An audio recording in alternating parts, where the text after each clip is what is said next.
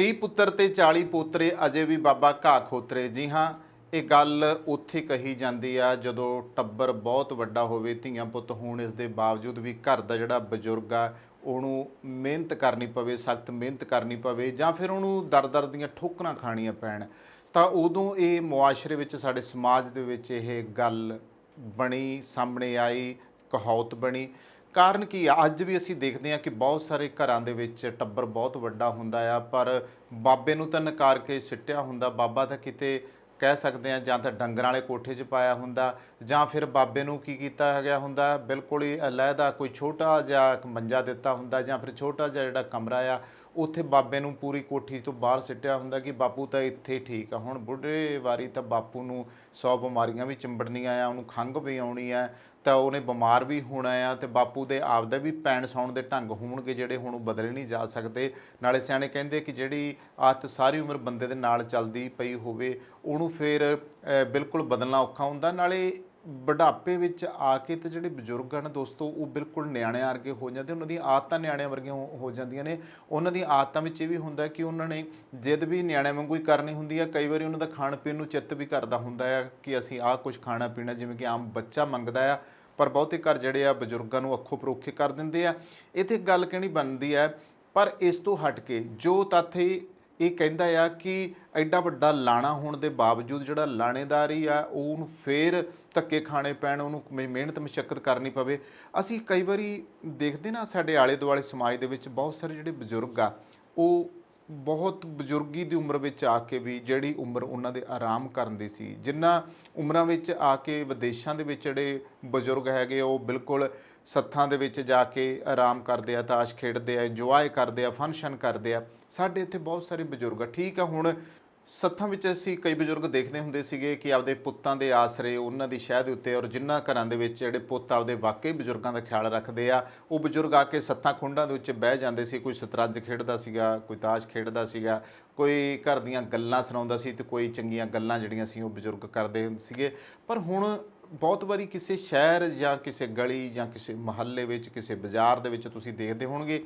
ਕਿ ਬਹੁਤ ਬਿਰਧ ਬਜ਼ੁਰਗ ਬਾਬਾ ਹੁੰਦਾ ਆ, ਉਹ ਵਿਚਾਰਾ ਰੇਹੜੀ ਧੱਕੀ ਜਾਂਦਾ ਹੁੰਦਾ, ਕੋਈ ਸਬਜ਼ੀ ਵੇਚ ਰਿਹਾ ਹੁੰਦਾ, ਕੋਈ ਖਾਣ ਵਾਲੀ ਚੀਜ਼ ਵੇਚ ਰਿਹਾ ਹੁੰਦਾ, ਕੋਈ ਦੁਕਾਨ ਚਲਾ ਰਿਹਾ ਹੁੰਦਾ, ਕੋਈ ਹਟੜੀ ਚਲਾ ਰਿਹਾ ਹੁੰਦਾ, ਕੋਈ ਕੁਛ ਨਾ ਕੁਛ ਇੱਦਾਂ ਦਾ ਕੰਮ ਕਰ ਰਿਹਾ ਹੁੰਦਾ। ਆਖਿਰ ਉਹਨਾਂ ਵਿੱਚੋਂ ਕੁਛ ਤਾਂ ਚਲੋ ਮੰਨ ਲਿਆ ਕਿ ਗਰੀਬ ਹੋਣਗੇ, ਲਾਚਾਰ ਹੋਣਗੇ, ਮਜਬੂਰ ਹੋਣਗੇ, ਕਿਸੇ ਦਾ ਪੁੱਤ ਨਾ ਹੋਊਗਾ, ਪਰ ਬਹੁਤੇ ਤਾਂ ਉਹਨਾਂ 'ਚੋਂ ਵੀ ਇਹੋ ਜਿਹੇ ਆ ਕਿ ਜਿਨ੍ਹਾਂ ਨੂੰ ਮਤਲਬ ਇਸ ਉਮਰੇ ਕੰਮ ਇਸ ਕਰਕੇ ਕਰਨਾ ਪੈ ਰਿਹਾ ਹੈ ਕਿ ਟੱਬਰ ਵੱਡਾ ਸੀਗਾ, ਤੇ ਜੇ ਧੀਆਂ ਪੁੱਤਾਂ ਦੇ ਵਿਆਹ ਕਰਤੇ ਤੇ ਪੁੱਤ ਜਿਹੜੇ ਨੇ ਉਹ ਅੱਡ ਹੋ ਗਏ ਤੇ ਉਹਨਾਂ ਨੇ ਬਾਬੇ ਨੂੰ ਪੁੱਛਿਆ ਹੀ ਨਹੀਂਗਾ। ਤੇ ਜਾਂ ਫਿਰ ਇਹ ਵੀ ਹੋਇਆ ਕਿ ਪੁੱਤ ਸਾਰੇ ਕੰਮਕਾਰ ਕਰਦੇ, ਆਪੋ ਆਪਣੇ ਘਰ-ਬਾਰ ਪਾ ਕੇ ਜਿਹੜੇ ਉਹ ਬੈਠ ਗਏ ਆ, ਪਰ ਇਸ ਦੇ ਬਾਵਜੂਦ ਜਿਹੜਾ ਆ ਕਦੇ ਉਹਨਾਂ ਨੇ ਬਾਪੂ ਬਾਰੇ ਤਾਂ ਸੋਚਿਆ ਹੀ ਨਹੀਂ ਕਿ ਬਾਪੂ ਤੂੰ ਤਾਂ ਸਾਰੀ ਉਮਰ ਸਾਡੇ ਲਈ ਕਰਕੇ ਲਿਆਉਂਦਾ ਰਿਹਾ, ਖਵਾਉਂਦਾ ਰਿਹਾ, ਸਾਨੂੰ ਪਾਲਿਆ ਪੋਸਿਆ, ਵੱਡਾ ਕੀਤਾ, ਪੜ੍ਹਾਇਆ ਲਿਖਾਇਆ, ਵਿਆਹ ਕੀਤੇ, ਇਸ ਮੁਕਾਮ ਤੱਕ ਪਹੁੰਚਾਇਆ, ਤੇ ਅੱਜ ਜਦੋਂ ਤੇਰੀ ਵਾਰੀ ਆਈ ਆ ਤੇ ਅਸੀਂ ਸਾਰਿਆਂ ਨੇ ਤੈਨੂੰ ਛੱਡ ਦਿੱਤਾ। ਔਰ ਅਕਸਰ ਹੀ ਇਕੱਲੇ ਬਜ਼ੁਰਗਾਂ ਦੇ ਵਿੱਚੋਂ ਅਗਰ ਬਜ਼ੁਰਗ ਮਾਵਾਂ ਦੀ ਵੀ ਗੱਲ ਕੀਤੀ ਜਾਵੇ ਨਾ,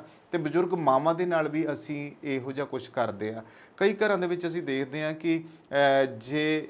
ਘਰ ਦਾ ਜਿਹੜਾ ਬਜ਼ੁਰਗ ਬਾਬਾ ਆ ਉਹ ਚਲਾ ਗਿਆ, ਮਾਂ ਜਿਉਂਦੀ ਆ, ਤੇ ਜੇ ਦੋ ਪੁੱਤ ਆ, ਤੇ ਕਈ ਘਰਾਂ ਨੇ ਤਾਂ ਰਲ ਮਿਲ ਕੇ ਦੋ ਭਰਾ ਇਕੱਠੇ ਰਹਿੰਦੇ ਤੇ ਚਲੋ ਮਾਂ ਦੇ ਨਾਲ ਸਮਾਈ ਹੋ ਜਾਂਦੀ ਆ। ਪਰ ਕਈ ਘਰਾਂ ਦੇ ਵਿੱਚ ਮਾਵਾਂ ਦੇ ਦੁੱਖੜੇ ਜਿਹੜੇ ਵੇਖੇ ਨਹੀਂ ਜਾਂਦੇ, ਕਦੇ ਉਹ ਇੱਕ ਪੁੱਤ ਦੇ ਦਰ ਤੇ ਕਦੇ ਦੂਜੇ ਪੁੱਤ ਦੇ ਦਰ ਦੇ ਉੱਤੇ, ਉੱਥੇ ਤੱਕ ਪੁੱਤ ਪੋਤਰੇ ਤੱਕ ਨਹੀਂ ਉਹਨਾਂ ਨੂੰ ਪਛਾਣਦੇ ਗੇ। ਅੱਜ ਦੇ ਸਮਾਜ ਦੀ ਇਹ ਤਸਵੀਰ ਹੈ, ਔਰ ਇਹ ਤਸਵੀਰ ਨਜ਼ਰ ਆਉਂਦੀ ਹੈ।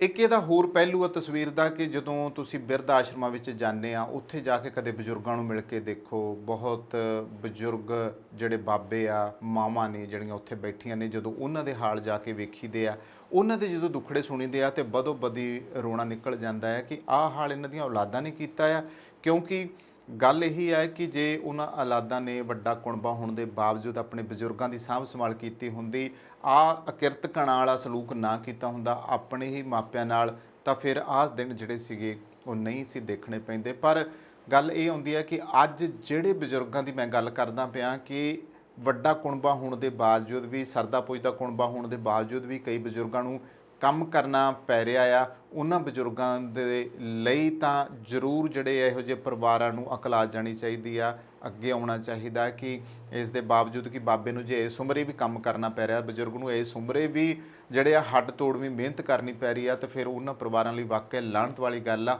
ਸਮਾਜ ਦੇ ਵਿੱਚ ਸਾਡੇ ਅਖਾਣਾਂ ਦੇ ਜ਼ਰੀਏ ਅਸੀਂ ਬਹੁਤ ਸਾਰੀਆਂ ਗੱਲਾਂ ਤੁਹਾਨੂੰ ਇਸ ਕਰਕੇ ਵੀ ਸਮਝਾ ਜਾਂਦੇ ਆ, ਜਾਣਦੇ ਆ ਕਿ ਅਖਾਣ ਤਾਂ ਚੱਲਦੇ ਆ ਰਹੇ ਨੇ, ਕਹਾਵਤਾਂ ਤਾਂ ਤੁਰੀਆਂ ਆ ਰਹੀਆਂ ਨੇ, ਇਹ ਕਹਾਵਤਾਂ ਤਾਂ ਸਦੀਆਂ ਤੋਂ ਤੁਰੀਆਂ ਆ ਰਹੀਆਂ ਨੇ ਤੇ ਸਾਰੇ ਜਾਣਦੇ ਵੀ ਆ ਕਿ ਇਹਨਾਂ ਦਾ ਭਾਵ ਕੀ ਆ। ਪਰ ਅੱਜ ਤਾਂ ਨਵੀਆਂ ਪੀੜ੍ਹੀਆਂ ਨੂੰ ਦੱਸਣ ਦੀ ਲੋੜ ਆ, ਜਿਨ੍ਹਾਂ ਦੇ ਖੂਨ ਚਿੱਟੇ ਹੋ ਰਹੇ ਆ, ਨਵੀਆਂ ਲੋਕਾਂ ਨੂੰ ਦੱਸਣ ਦੀ ਲੋੜ ਆ ਜਿਹੜੇ ਇਹਨਾਂ ਗੱਲਾਂ ਨੂੰ ਨਹੀਂ ਸਮਝਦੇ। ਕਾਸ਼ ਸਾਡੀ ਕੋਈ ਗੱਲ ਦੇ ਜ਼ਰੀਏ ਹੀ ਇਹ ਲੋਕ ਸਮਝ ਜਾਣ, ਤਾਂ ਫਿਰ ਇਹੋ ਜਿਹੇ ਜਿਹੜੇ ਮਾਹੌਲ ਆ ਉਹ ਇਹਨਾਂ ਨੂੰ ਨਾ ਵੇਖਣੇ ਪੈਣ। ਸੋ ਇਸ ਕਰਕੇ ਕੋਈ ਇਹ ਨਾ ਕਹੇ ਕਿ 30 ਪੁੱਤਰ ਤੇ 40 ਪੋਤਰੇ ਅਜੇ ਵੀ ਬਾਬਾ ਘਾਹ ਖੋਤਰੇ। ਇਸ ਤਰੀਕੇ ਦੇ ਜਿਹੜੇ ਬਜ਼ੁਰਗਾਂ ਦੀ ਜਿਹੜੀ ਹਾਲਤ ਆ ਉਸ ਨੂੰ ਸਮਝੋ, ਉਹਨਾਂ ਨੂੰ ਉਹਨਾਂ ਹਾਲਾਤਾਂ ਵਿੱਚੋਂ ਕੱਢੋ ਤੇ ਆਪਣੇ ਅਸਲੀ ਔਰ ਸਲੀਕੇਮੰਦ, ਹੁਨਰਮੰਦ ਜਾਂ ਕਹਿ ਸਕਦੇ ਹੋ ਕਿ ਸੁਚੱਜੇ ਧੀਆਂ ਪੁੱਤ